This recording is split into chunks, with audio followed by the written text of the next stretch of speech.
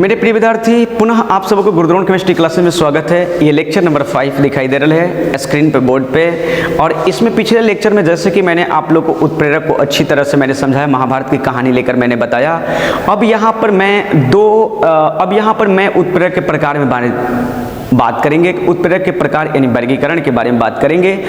तो इसमें सबसे बड़ी बात ये होती है कि इसमें जो उत्प्रेरक हम लोग पढ़ेंगे, उत्प्रेरक के 2 प्रकार पढ़ेंगे। और कौन कौन सा? एक समांगी उत्प्रेरक और एक विसमांगी उत्प्रेरक, यानी होमोजीनियस और हेटेरोजीनियस उत्प्रेरक यानी कैटालिस्ट क्या होता है। तब बात ये प्रश्न खड़ा होती है कि सर ये बताओ ये उत्प्रेरक किस आधार पे माना गया है, ठीक है ना। तो ये जो है भौतिक अवस्था पर, यानी उत्प्रेरकों के भौतिक अवस्था पर ये उत्प्रेरक के प्रकार है। There are 2 types of catalyst. क्या होता है? On the basis of physical state, यानी भौतिक अवस्था के आधार पर उत्प्रेरक को 2 वर्ग में बांटी गई है। एक है समांगी उत्प्रेरक और एक है विसमांगी उत्प्रेरक। एक है समांगी उत्प्रेरक और एक है विसमांगी उत्प्रेरक, ठीक है। तो समांगी उत्प्रेरक और विसमांगी उत्प्रेरक की बात यदि करते हैं तो कैसे हम लोग मेंटेन करेंगे, कैसे इसको जानेंगे, सबसे बड़ी बात ये रही, ठीक है। तो आप लोग जरा गौर करना, बिल्कुल समझ में आएगी, इसमें कोई संदेह नहीं है। देखना, गौर करना, मेरी बात को समझने का प्रयत्न करना। क्लियर है? देखो, तो सबसे पहले मैं यहां लिखता हूं क्या चीज, पहले हेडलाइन तो बना दूं आपका। क्या है? ये उत्प्रेरक के प्रकार है, लेकिन किस आधार पर? भौतिक अवस्था पर, ठीक है। भौतिक अवस्था पर उत्प्रेरक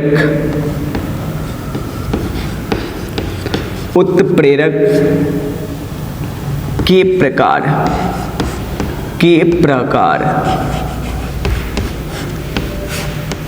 अब देखिए यहां पर मैं लिख देता हूं यहां पर उत्प्रेरक जी को। ये रहा उत्प्रेरक आपका। ये उत्प्रेरक जो होता है वो 2 प्रकार का होता है और दोनों का डेफिनेशन सामने सामने लिख भी दूंगा यहीं पर एग्जाम्पल के साथ, घबराना मत। और यहाँ रहा आपका, इधर खींच लेता हूँ थोड़ा सा, और ये रहा जो आपका, ये रहा। एक होता है, पहला डाल देता हूँ समांगी उत्प्रेरक, समांगी उत्प्रेरक। दूसरा होता विसमांगी उत्प्रेरक, विसमांगी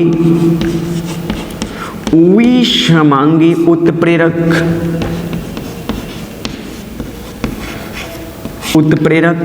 अब यहां प्रश्न खड़ा होता है आपका, यहां पर ध्यान रखेंगे कि इसको इंग्लिश में सर क्या बोलते हैं? होमोजीनियस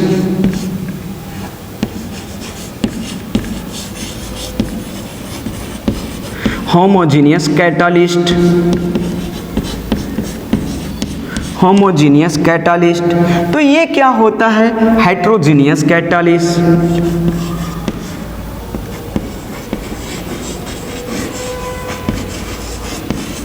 हेटेरोजीनियस कैटालिस्ट,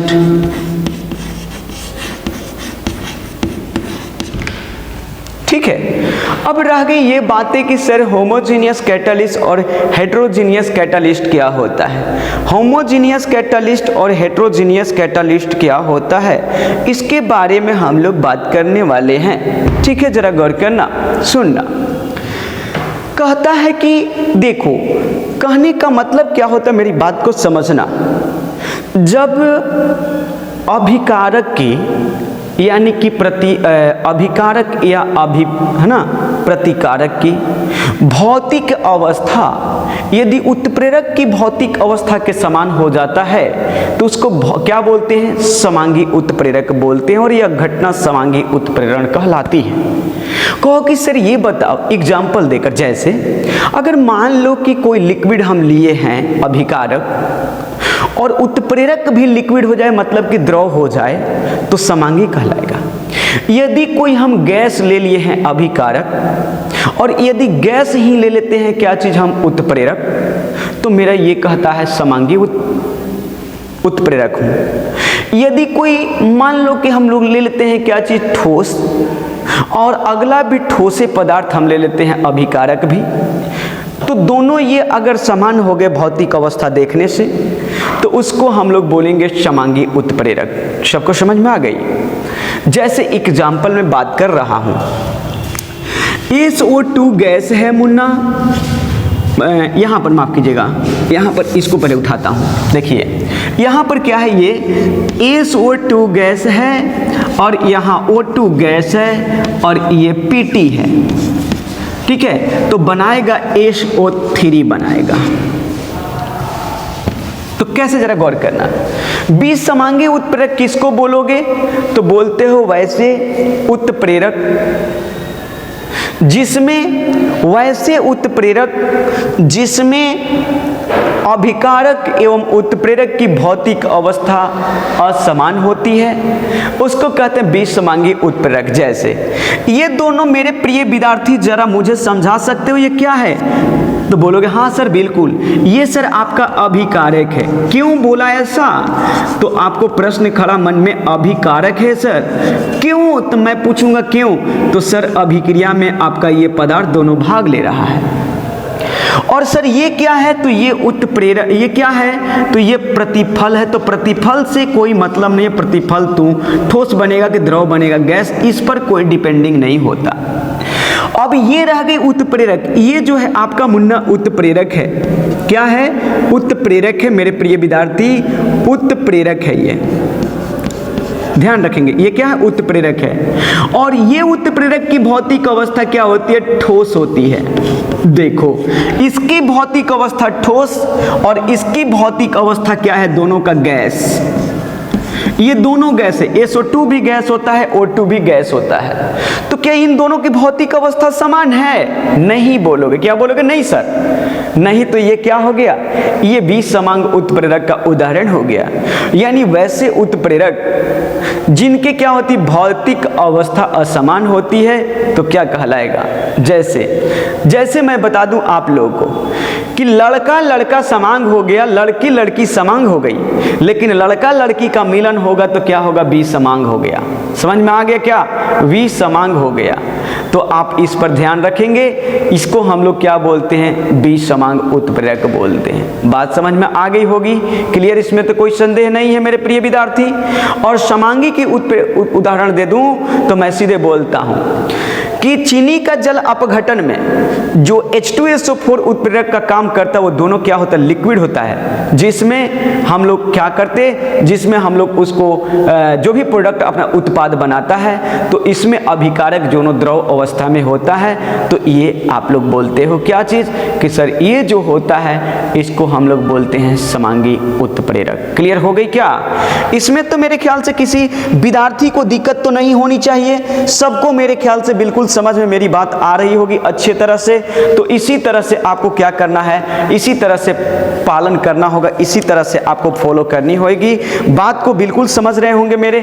और इसके बाद में फिर आगे की बातें करें आपसे, तो जरा ध्यान दीजिएगा।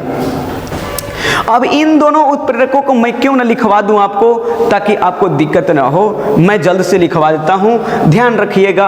अब इसको मैं मिटाता हूं और डेफिनेशन को लिखवा करके एग्जाम्पल को चिपका देता हूं। देखिएगा यहीं पर लिखवा देता हूं ताकि आप लोगों को कोई परेशानी न हो मेरे प्रिय विद्यार्थी। देखिए यहाँ पर आप लोग का उत्तर इसका देना प्रारंभ करता हूँ। ये आपका हो गया, तो मैं यहाँ से देना प्रारंभ करता हूँ ताकि किसी को दिक्कत ना हो। वैसे उत्प्रेरक, वैसे उत्प्रेरक जिसमें अभिकारक एवं उत्प्रेरक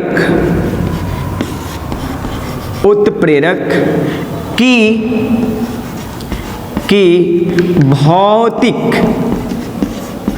भौतिक अवस्था असमान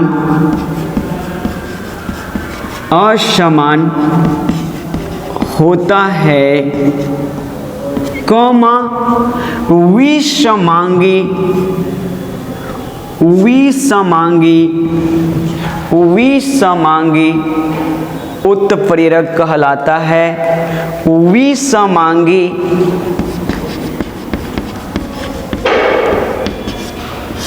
उत्प्रेरक, उत्प्रेरक कहलाता है। जैसे जैसे SO2 प्लस O2 में Pt, ये क्या है? ठोस है। ये क्या है? गैस है। ये क्या है? गैस है। और ये बना देगा 2SO3। डायरेक्ट लिखेंगे इस अभिक्रिया में, इस अभिक्रिया में, इस अभिक्रिया में यानी अभिकारक, अभिकारक गैस, अभिकारक गैस तथा उत्प्रेरक, उत्प्रेरक ठोस है, उत्प्रेरक ठोस है, जिनका भौतिक अवस्था, जिनका भौतिक अवस्था, भौतिक अवस्था, अवस्था असमान है, भौतिक अवस्था असमान है, अतः समान, असमान है। अतः अतः Pt एक क्या है? अतः Pt, अतः अतः अतः ये क्या है? यानी विषमांगी उत्प्रेरक है। अतः Pt एक क्या है? विषमांगी उत्प्रेरक है, विषमांगी उत्प्रेरक है, उत्प्रेरक है। क्लियर हो गया होगा मेरे प्रिय विद्यार्थी? बोलिए, इसको भी लिखवा देता हूं, जरा लिख लीजिएगा। लिखिए, वैसे उत्प्रेरक जिसमें, जिसमें अभिकारक एवं, जिसमें अभिकारक एवं उत्प्रेरक, उत्प्रेरक की भौतिक अवस्था, भौतिक अवस्था समान, समान, समान होता है, होता है, कौमा समांगी उत्प्रेरक, समांगी, समांगी, समांगी है ना, समांगी,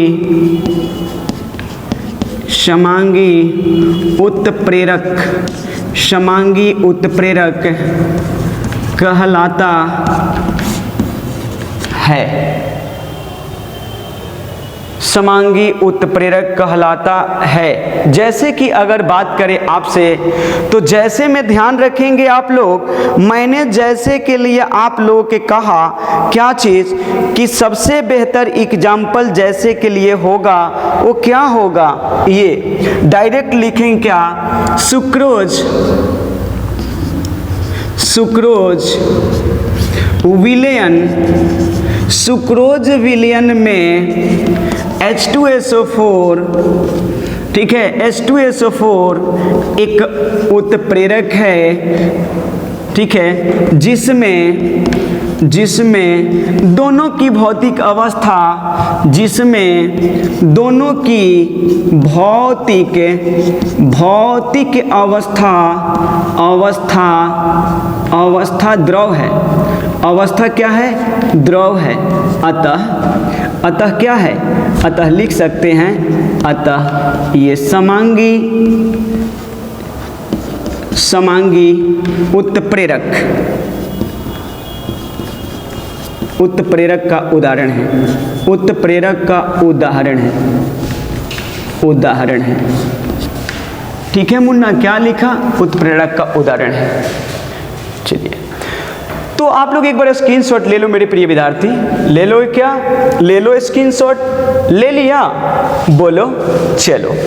तो अब देखो, मैं ये बोलना चाहूँगा, ये भी आपका लेक्चर वीडियो मैंने पूरा किया, शॉर्ट, एकदम बिल्कुल शॉर्ट वीडियो के रूप में मैंने पूरा करा, लेकिन एग्जाम के दृष्टि से अगर बात करें तो ये वीडियो महत्वपूर्ण नहीं है, क्लियर है। लेकिन उत्प्रेरक जो मैंने पढ़ाया वो एग्जाम के दृष्टि से बहुत ही महत्वपूर्ण है। तो मैं अब बोलना चाहूँगा मेरे प्रिय विद्यार्थी, नेक्स्ट लेक्चर वीडियो में देखिए, ठीक है, उत्प्रेरक के वर्गीकरण एक दूसरे टाइप से की गई है, जैसे धन उत्प्रेरक, ऋण उत्प्रेरक, स्व उत्प्रेरक, फिर प्रेरित उत्प्रेरक। इतने उत्प्रेरक, एक विष उत्प्रेरक भी होता है जिसको पॉइजन कैटलिस्ट कहा जाता है। तो इनके बारे में बात करेंगे। चलिए, तब तक के लिए धन्यवाद। जय हिंद। नमूना।